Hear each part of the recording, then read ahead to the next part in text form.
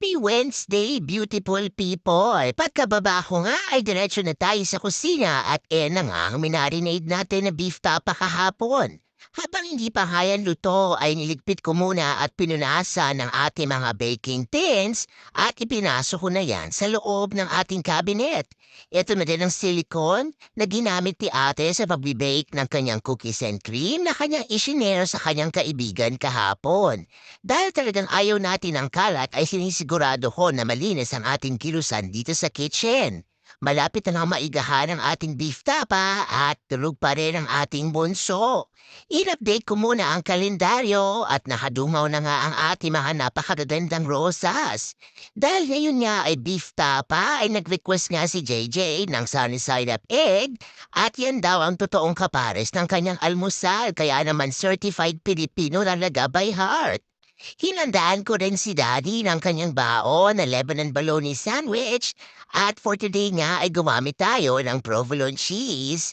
Hindi lang si Daddy ang pinag-prepare ko, nagbaon din ako ng aking tanghalian, pero 2 piraso lang ng Lebanon ang aking inilagay para naman tayo ay merong makain sa tanghalian. At napaka-busy na naman ng ating umaga, kaya naman si Mama ay walang tigil ang kakakilos. Bumaba na rin si Daddy at tinulungan na niya akong mag-prepare dito sa kitchen. Nakapagpainit na rin ako ng tubig para sa kanyang babauning coffee for work at yan nga ay 3-in-1 coffee from Cappuccino Coffee Co. Pagkatapos nga niyan ay niligpit ko na nga ang ating kitchen island at dahil luto na nga ang ating tapa, ay isinalin ko na yan sa bowl. Ready na din mag-almusal si Daddy at kumain din tayo for today's video dahil iinom na ako ng gamot. Talaga ngang sanay na ako na hindi nakaupo kaya naman habang tayo ay kumakain ng almusal, ay nakatindig pa rin si Mama. Pagkababa nga ng aking dalaga ay binigyan niya tayo ng pangmalakasang hugs and kisses at ininit na nga niya ang kanyang bahaw. Habang siya nga ay kumakain ay ako naman ay naupo sa couch at tinapos ko nga ang aking documentation. Ako ulit ang naghatid sa aking mga anak dahil maaga pa nga umalis si Daddy. At sumilip na si ate sa camera at hindi nga siya nahiya for today's video. Pagkatapos kong ihatid ng aking mga anak ay umuwi na muna ako sa bahay at kung nakita nyo nga ay meron tayong nakasalubong na mga school bus. Tingnan nyo naman ang ating ligpitin, talaga naman ang ating kitchen sink ay puno ng kakalatahan kaya naman isinalin ko na yan sa dishwasher bago ako pumasok sa trabaho.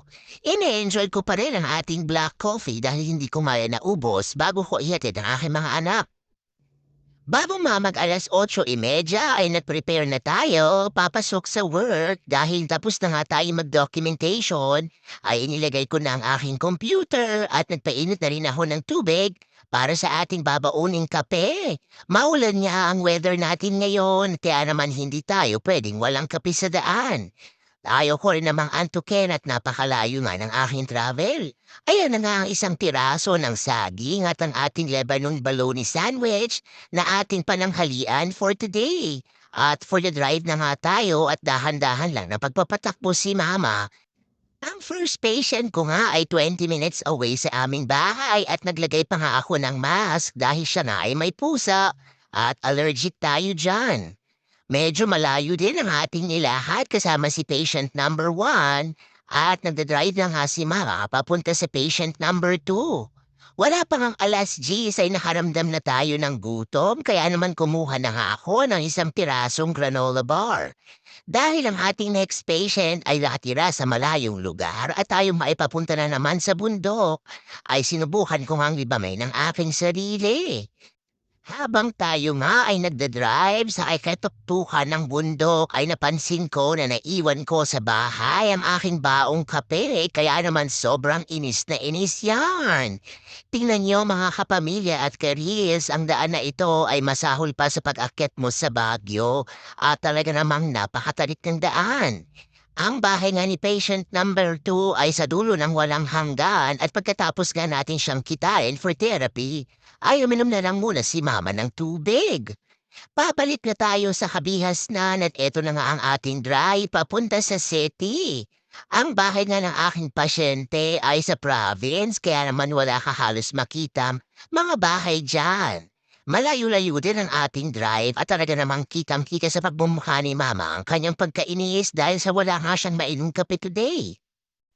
At dahil tayo nga ay bored at inis ay kumain pa rin ako ng banana chips at yan nga ay galing pang Pilipinas. Dahil medyo traffic dito sa downtown ay nagkutkut muna si Mama ng banana chips habang nagdadrive. Ang ating last patient nga ay from another company kaya naman nagpalit pa tayo ng ating badge. At pagkatapos nga natin ng ating third patient ay nag-drive na tayo pabalik sa bahay. Nandito na nga tayo sa interstate at napakarami na nating kasabayang malalaking truck. Kung nakikita nyo nga yan ay hindi lang yan 10-wheeler at medyo maulan pa nga ang ating kondisyon. Kaya medyo nakakatakot din ang ating drive. At dahil matagal-tagal na rin na hindi tayo nagpagupit ay eto na nga ang ating new look for today. Poging-pogi na naman si Mama kaya naman I love my new hairstyle. Pagkatapos na nag-drive na ako at kinuha ko na nga ang aking reading glasses, malapit na ring mag-2:00 at ngayon kumalang nakain ang ating leba ng baloney sandwich at sa mga oras na yan ay nag-drive na nga tayo papunta sa school ng mga bagets para nga sunduin si JJ. Yan lang muna for today's video. Remember, family time is the best time and every gising with your family is always a blessing. God bless everyone. Bye-bye!